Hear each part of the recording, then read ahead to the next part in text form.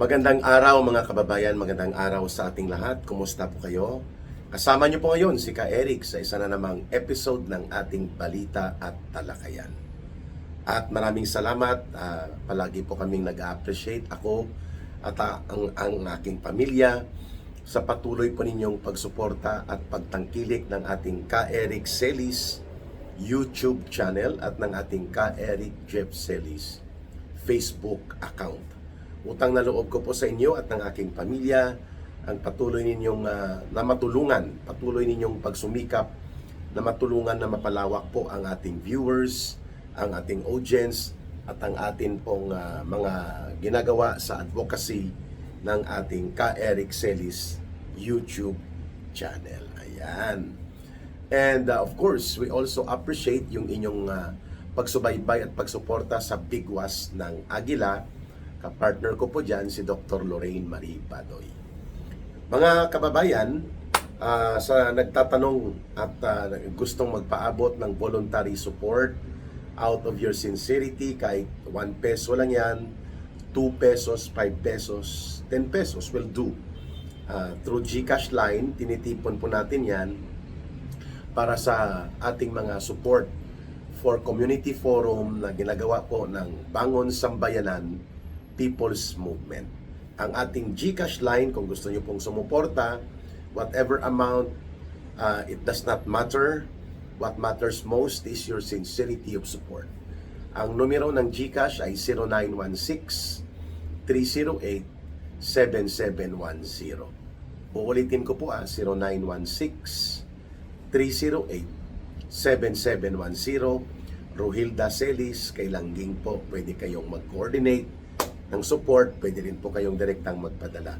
Tinitipon natin para sa Bangon Sambayanan People's Movement. Mga kababayan, mayroon pong pumasok na impormasyon na gagamitin si Ramil Madriaga sa April 14 or April 15, within that period sa kalagitnaan ng Abril, para mag-testify sa mini kangaroo court. Mini kangaroo court ni Tambaluslos at nila Luistro sa utos of course at kumpas ni Marcos Jr. Itong mga drama at mga kaabusuhan at mga katarantaduhan dyan sa House of Representatives na pinangungunahan nila Bogie D at nila Romualdez, hindi lahat yan magaganap kung hindi sanctioned or authorized ni Marcos. Yun lang naman po kasimple yan eh. Kung gusto asikasuhin ni Marcos at talagang magbigay ng focus ang mga opisyal ng gobyerno kasama ang Kongreso sa mas makabuluhan at mas mahalagang mga pangangailangan ng ating bansa, kagaya po ng kinakaharap na krisis hindi lamang sa industriya ng langis, sa supply ng langis, sa presyo ng langis, sa pagbagsak ng ating value ng ating pera. Maabot na po sa 60 pesos, 60.67 ang huling palitan ng 1 peso per $1. So ang epekto niyan malala, malawak at malalim sa ekonomiya, sa pagkain, sa trabaho, sa income, sa services, kuryente, tubig, transportasyon. Instead na ito ang asikasuhin, paano ang mga limited resources natin, yung mga loans, yung budget na pwedeng ma-realign, yung utilization ng mga nakapending na mga budget na pwede namang gamitin na, yung halimbawa, yung 100 billion pesos na nakatalaga sa Local Government Support Fund. Paano gagamitin ito para yung mga pamasahe ay masubsidize po ang mga public transportation. Among other things, yung supply ng pagkain, yung presyo ng kuryente, yung income ng mga public transportation na mga tsuper na namamasada ng tricycle, ng jeepney, ng public bus. So yan lahat ay dapat inaasikaso. Instead itong mga paghagilap ng mga accused of criminal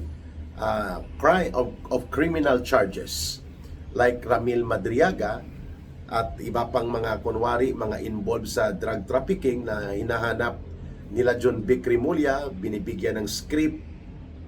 Accordingly, tinitrain nila Dilima upang magsinungaling at bigyan ng mga diskarte upang gamitin as mga sinungaling na mga testigo nila laban kay Vice President Sara Duterte lamang maipilit ang kanilang binaluktot at pandaraya sa impeachment operations at mga abuso, instead na yun ang asikasuhin yung mga nauna kong binanggit tungkol sa ekonomiya, kabuhayan at kalagayan ng mga mamamayan ang dapat inaasikaso. Mangyayari lamang yan kung matino ang pag-iisip at may matuwid na desisyon na ginagawa ng tama si Marcos Jr. bilang presidente. Wala eh. Kaya itong mga sindikato at mga utak kriminal magnanakaw na mga buayang politiko, sana ayaw ko nang magmura, no? Ayaw ko na rin pumuna, pero hindi natin mapigilan dahil kahapon lang 134 pesos na po ang nadaanan ko nang bumalik ako dito sa Pilipinas, sa Maynila, ang diesel, at 102 ang gasolina. Mga kababayan, per litro yun ha. And yet wala tayong nakikita at nararamdaman na aktual na aksyon o mga hakbang ng gobyerno, hindi lamang si Marcos kundi buong gobyerno. The way the government moved and cooperated and functioned efficiently sa gitna ng malalaking krisis na kinaharap natin noon, kagaya ng COVID-19 pandemic na pinamunuan ni Pangulong Duterte, ang whole of government approach and whole of nation participation. At ganoon din po sa Marawi War, sa ISIS, Mauti, Abu Sayyaf Group na hinarap ng gobyerno. So ang lahat ng mga krisis na pinagdaanan natin during the time of former President Rodrigo Duterte, mga kababayan, maayos na hinarap ng gobyerno dahil matino, decisibo at matuwid ang direksyon pamunuan ng gobyerno. Samantalang ito, ang inaasikaso nila magpa-witness sa isang itinuturo ng PNP noon several years ago lang na highly organized criminal group, itong Madriaga Group, involved sa kidnap for ransom, sa gun for hire operations, assassination, murder, and even drug trafficking and gun running. According ito sa monitoring ng Philippine National Police. Subalit ngayon, gagamitin nila ito. Ang tawag nga ni Congressman Rufus Rodriguez, polluted criminal witness yan eh. Ibig sabihin, iba ang intensyon nitong Madriaga Group, pera, at para maka-absuelto at makalibre sa kinakaharap na kasong kriminal, mga kasong kriminal.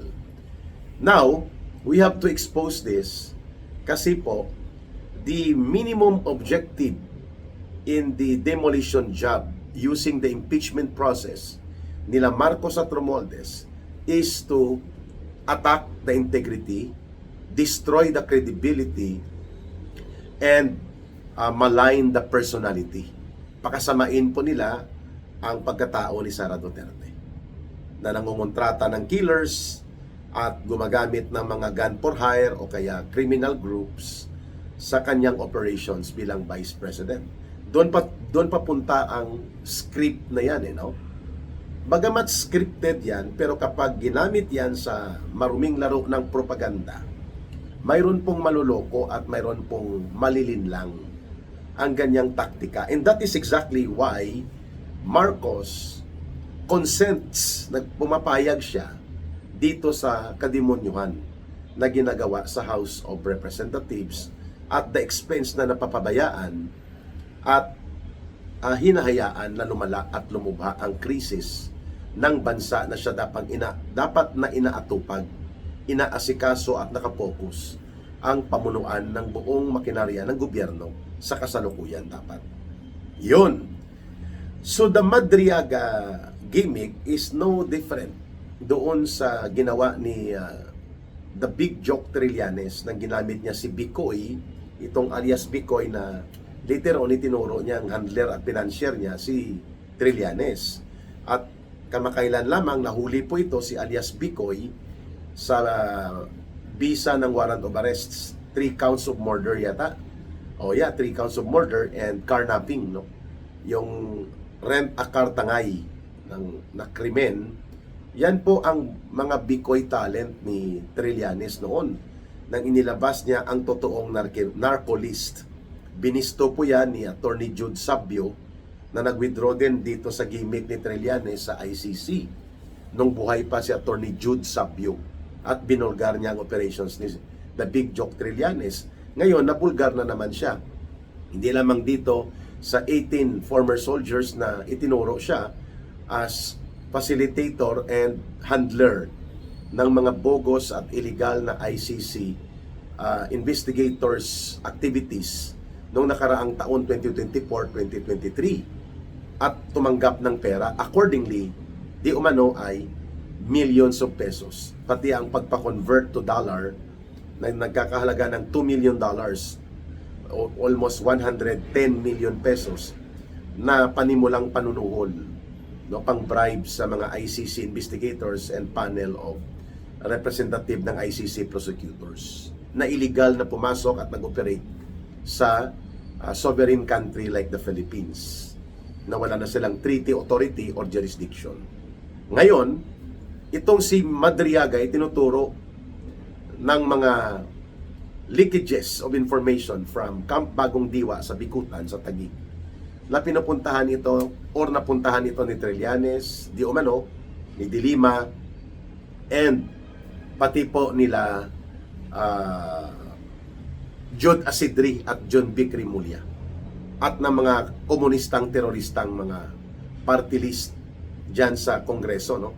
Itong Alliance of Communist Teachers, Gabriela NPA Lovers Party List, at ang Kabataan NPA Recruiter Party List. All of this, at pati po si Lula Laila de Lima at itong hippopotamus attack hippopotamus ni Tambaloslos na si Asidri, bahagi po ito ng pagbubuo ng paglalatag ng kasinungalingan, including ang pagpapasulpot nitong Ramil Madriaga at i-VIP, no? VIP or special treatment pa nila na doon nila ipastay sa House of Representatives. Ang lahat ng ito ay simple lang ang sagot diyan. Pagbutuhan nyo na after the Holy Week. Kasi alam naman ng taong bayan that it is not about the evidence. It is not about the complaint. It is about the numbers. May numero kayo eh. You only need 108 signatures mula sa mga buayang politikong kongresistang magnanakaw at kawatan na mga sip-sip sa alipuris at sindikato ni Marcos at Romualdez. O bakit hindi nyo pagbutuhan? Because hindi nyo yan magagawa basta-basta sa Senado. In the impeachment process, under the Constitution, ang trial ay manggagaling po sa Senado or magaganap sa Senado. The Senate, when they approve na valid ang proseso at tama ang pagpapadala ng mga transmittal ng impeachment articles coming from the House of Representatives, the trial will happen at the Senate when the Senate convenes, magbubuo sila ng Senate Impeachment Court. Hindi po yan sa kangaroo court ni Luistro at ni Tambaloslos at ni Bujedi. No, the trial that they are trying to do now is a mini kangaroo court.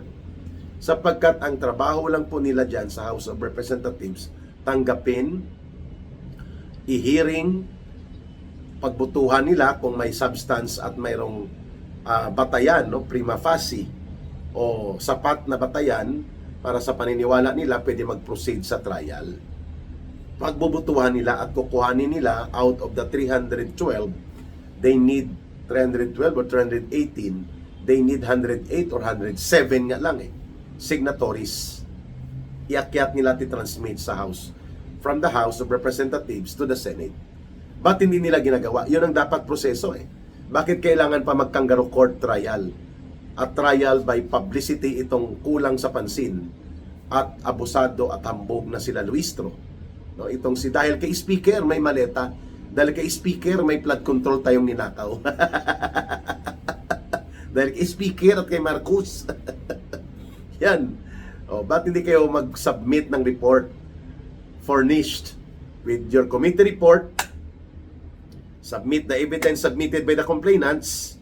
Dahil hindi naman kayong complainant, recommend pagbutuhan sa plenary, magdidesisyon ang buong kapulungan ng House of Representatives. Hanggang doon lang. At itatransmit nyo kung mananalo at makukuha ang 108 signatories na mag-endorse paakyat sa transmittal. Ang trial gaganapin at gagawin sa Senado. Doon nyo i-present si Trillanes, doon nyo i-present si Madriaga at kung sino-sino pa. Sapagkat handa naman po ang Vice President Sara Duterte at ang kanyang legal defense team at ang taong bayan na pakinggan kung anong diskarte nyo. Kasi alam naman ng lahat na hindi ebidensya ang hawak nyo. Ang hawak nyo ay black and dirty propaganda operations. Kaya nyo ginagawa ito. Yan lang naman po ang ibig sabihin natin dyan.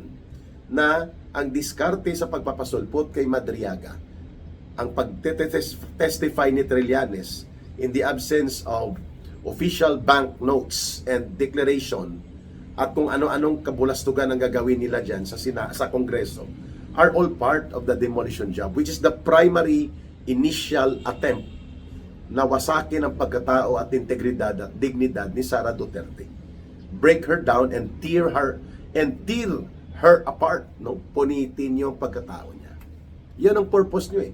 Because you know very well Marcos and Romualdez and all your minions at itong mga disipulo ng sindikato nyo, you cannot get the 16 senators to vote for the conviction of Sara Duterte to remove her as Vice President and perpetually disqualify her to run or become part of any public office, including to disqualify her from being a candidate to the presidential elections in 2028. Hindi nyo kayang kunin ang 16 na boboto laban kay Sara Duterte para siya ay mapakonvict. Di po ba? Kaya nyo ginagawa ang mini kangaroo court trial, pinapasulpot nyo si Madriaga at ginagamit nyo ang mga maruruming laro na ito sa politika dahil kontrolado nyo dyan sa House of Tambaluslos. Anino lang ni Tambaluslos yan si Boji D. Kung baga yan ay maskara, kung tanggalin mo ang mukha ni Boji D, mukha ni Tambaluslos ang makikita natin yan na nagpapatakbo nitong Kongreso di Buaya. Kongreso di Buaya. Ang iba dyan ay Kongreso de Hippopotamus. Grabe magsakmal ng pera ng mamamayan. So mga kababayan, abangan po natin kasi hindi lang si Madriaga ang mag-testify. Mag-testify din po si the Big Joke Trillanes. Ipinangalandakan na niya sa social media niya, no? So abangan natin because we have to present counter narratives and counter information para matulungan po natin ang taong bayan na magagap at kanilang maiangat ang diskurso sa tamang pagtingin ng mga impormasyon, mga balita upang abutin ang kamalayan na itong lahat ay manipulasyon at maniobra ni Marcos at Romualdez gamit ang mga institusyon kagaya ng Kongreso, lalaruin pati sa Senado, gamit pati ang mga proseso na dapat ay para sa tunay na pananagutan itong impeachment process. Well, hindi naman po tanga at bobo ang mga Pilipino para paniwalaan kaagad ang lahat ng gimmick na ginagawa ni Martin Tambaluslos at nila Marcos Jr. One thing is sure, they are not there to lead the country. Kundi nandyan sila para palubain ang sitwasyon, kapangyarihan at kayamanan ang kanilang tinututukan. Kapangyarihan na para sa mamamayan dapat ipinaglilingkod, kayamanan na dapat pundo ng pamahalaan, pundo ng bayan na kanilang kinakamkam at kinukulimbat. Kaya ayaw nila magkaroon ng isang Sara Duterte o isang Duterte na naman ang magiging presidente. Maraming salamat sa inyong pagsubaybay, pagtangkilik, panonood at pakikinig sa Ka Eric Celis YouTube channel at sa ating mga video para sa balita at talakayan. Palagi nating tandaan, mahalin natin ang bansang Pilipinas. Walang ibang magmamahal nito kundi tayo ring mga Pilipino. Para sa Diyos at sa Pilipinas nating mahal. May God bless everyone and may Allah will be with those who are Muslim brothers and sisters. Maraming salamat. Bye for now. Ito po si Ka Eric. Mabuhay!